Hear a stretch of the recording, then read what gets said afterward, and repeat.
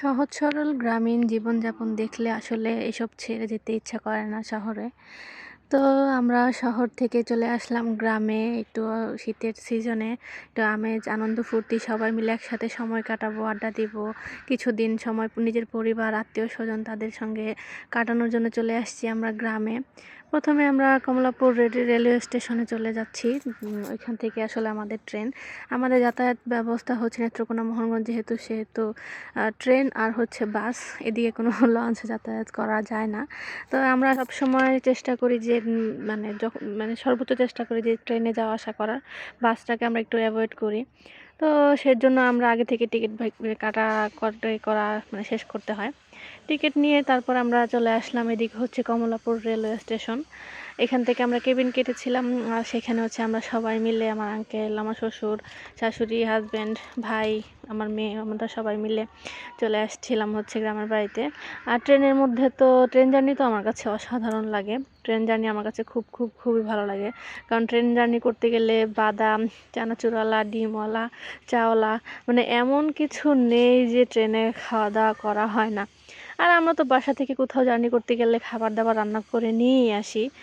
যেহেতু এত বড় একটা জার্নি হবে সেহেতু খাবার তো না খেয়ে থাকা যাবে না। যতই হাবিজাবি খাই না কেন ঘরের খাবারের প্রতি কিন্তু অন্যরকম একটা টান থাকে। তার জন্য আমরা হচ্ছে বিরিয়ানি রান্না করে নিয়ে আসছিলাম বাসা থেকে অনেকগুলো।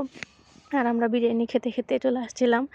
আর এদিকে হচ্ছে গাজীপুরের গাছগাছালি, তারপর বন জঙ্গল, ক্ষেত, খামার, মাঠ এসব দেখতে আসছিলাম। অনেক সুন্দর একটা ভিউ, ট্রেনের মধ্যে আসলে যারা ট্রেন জার্নি করে বা করেছে তারাই আসলে জানে। তা কিছুক্ষণ পর এটা সেটা আসছিল আর আমরা সেইগুলোই ট্রাই করার চেষ্টা করছিলাম। আর কেবিনের মধ্যে একটু কমই আসে, কেবিনের মধ্যে সব তেমন পাওয়া যায় না। এমনি যে নর্মাল শোভন চেয়ার সেগুলোতে অনেক খাবার দাবার নিয়ে আসে। তাও এগুলো আমরা বাহির থেকে নিয়ে আসছিলাম। তো এগুলো খাওয়া দাওয়া করার জন্য ময়মনসিংহে, তারপর হচ্ছে রেল ক্রসিং হলো। তো এগুলো করতে আমরা সময় কাটাতে চলে আসলাম গন্তব্যস্থল আমাদের মোহনগঞ্জ, প্রাণের শহর। মোহনগঞ্জে চলে এসেছি। সেখান থেকে আমরা হচ্ছে আমাদের নানার বাড়িতে যাব। নানার বাড়িতে স্টে করার পর একটা দাওয়াত আছে, দাওয়াত কমপ্লিট করে তারপর দাদার বাড়িতে যাব আর কি। এই তো আমার বড় মামা চলে আসছে। বড় মামাকে দেখলেই আমাদের একটা অন্যরকম শান্তি লাগে। সেটা সবাই আমরা যত ভাগ্না ভাগ্নিরা আছি, যে আমাদের মামারা হচ্ছে আমাদের প্রাণ। মামারা আমাদেরকে এত আদর করে আর মামাদের জন্য আমরা এত পাগল। মামাদেরকে দেখলে একটা অন্যরকম একটা শান্তি, প্রশান্তি কাজ করে আর কি। এই তো আমার মামা হচ্ছে আমার মেয়েকে নিয়ে দুষ্টামি করছিল। বাড়িতে আসার পরে গাড়ি বের করে দিচ্ছিল আর কি দিয়ে দুষ্টামি করা যায় না করা যায় সেগুলো খেয়াল করতেছিল, যে কতটুকু আনন্দ দেওয়া যায়, তার নাতিকে নিয়ে সময় কাটানো যায়, ভালো সময় কাটানো যায়। তারপর রাতে আমরা ঘুমানোর পর সকালবেলা উঠলাম। উঠেই হচ্ছে রোদ, প্রচণ্ড রোদ। এখানে মামি রান্না করছে আর হচ্ছে আমরা সকালে নাস্তা হিসেবে পিঠা আর ভাত যে যেটা খেতে চায় সেটাই খাচ্ছিল। এদিকে গরম গরম রং চা হয়ে গিয়েছিল। এদিকে খাবার দাবার রেডি হচ্ছে যে দুপুরে রান্নার জন্য কী রান্না করা হবে, দুপুরে কে কী খাবে সেগুলো দেখে আমার খালামণির দিকে শাক কাটছিল। এই তো আমাদের আরেকটা হচ্ছে আরেকটা মামি।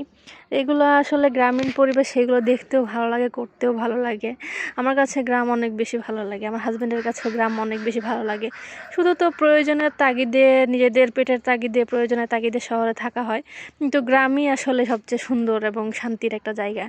এই তো আমার মেয়েকে নিয়ে সবাই অনেক বেশি আনন্দ করছে। এটা হচ্ছে আমার খালু, উনি অনেক বেশি দুষ্টামি করছিল আমার মেয়ের সাথে। আসলে গ্রামে গোসল টোসল করার পর বাহিরে রোদে বসে তেল মাখানোর যে একটা ফিলিংস, সেটা অন্যরকম একটা ফিলিংস, একটা শান্তি। গ্রাম বলতে তো গ্রামে।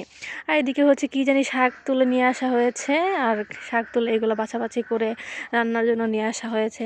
গ্রামে আসলে আসলে মাছ মাংস তো না, আশেপাশে যা আছে সেগুলোই খাবারই গ্রহণ করাই হচ্ছে উত্তম। আর এগুলো খাবার খেতেই ইচ্ছা করে আর ভালোও লাগে আমাদের।